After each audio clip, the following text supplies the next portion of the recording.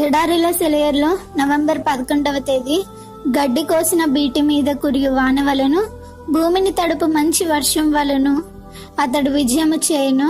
కీర్తనల గ్రంథం 72వ అధ్యాయం 6వ వచనం. గడ్డి కోయడాన్ని గురించి ఆమోస్ రాశాడు, మన రాజు దగ్గర చాలా కొడవళ్ళు ఉన్నాయి. ఆయన నిత్యము తన గడ్డి భూముల్ని కోస్తున్నాడు. ఆకు రాయి మీద కొడవలి పదును పెడుతున్న సంగీతానికి పరపర గడ్డి కోస్తున్న శబ్దాలు తోడవుతున్నాయి. పచ్చని గడ్డి పరకలు, చిన్న చిన్న రంగురంగుల పూలు ఇంత క్రితమే కలకలలాడుతూ ఉన్నాయి. ఇప్పుడు తెగి కుప్పలు కుప్పలుగా పడి ఉన్నాయి.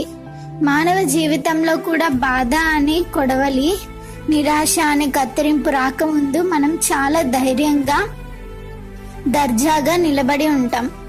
అయితే పట్టు తివాచీ లాంటి పచ్చిక పెరగాలంటే ప్రతిదినం ఆ గడ్డిని కోస్తూ ఉండడమే మార్గం.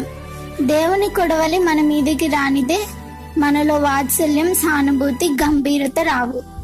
దేవుని వాక్యం ఎప్పుడూ మనిషిని గడ్డితోనూ అతని మహిమను గరిక పువ్వుతోనూ పోలుస్తూ ఉంటుంది.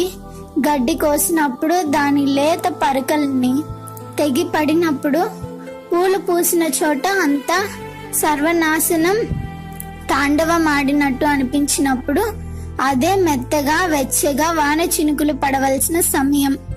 ఓ హృదయమా, నిన్ను కూడా దేవుడు కత్తిరించాడు. చాలా సార్లు నీ రాజు తన కొడవలితో నీ దగ్గరకు వచ్చాడు. కొడవలికి భయపడకు, వెంటనే వర్షం కురుస్తుంది. దౌర్భాగ్యపు మనసులో విచారపు కెరటాలు పొంగినాయి. రేపు అనేది నిరాశ నిండిన నిషీది అయింది. తుఫాను అదుపు లేకుండా ఎగసింది. ఇహలోకపు సౌఖ్యాలు నోటికి చేదైనాయి. ఆశలు పేలవంగా కూలిపోతూ వ్యధ నిండిన మదిని వెక్కిరించాయి. కుములుతున్న మదిలో నిట్టూర్పును, మదిలో నిండిన శూన్యాన్ని ఎవరు ఆపగలరు? ఎవరు మాపగలరు? శాంతిని ఎవరు నింపగలరు? ఎవరి హృదయం గాయపడి పగిలిపోయిందో, ఎవరు ముళ్ళ కిరీటధారియే సిలువ మోసారో, మన కోసం తన జీవం ఎవరు ధారపోసారో వారి ప్రేమ వాక్కులే శాంతి ప్రదాతలు. పరమ వైద్యుడా, తేలిక చెయ్యి మా భారాలు. శాంతిని, నీ శాంతిని మాలో స్థాపించు. తెల్లారేదాకా నీతో తిరగని, నీడలు పోయేదాకా మాకు నీడగా ఉండు. Praise the lord.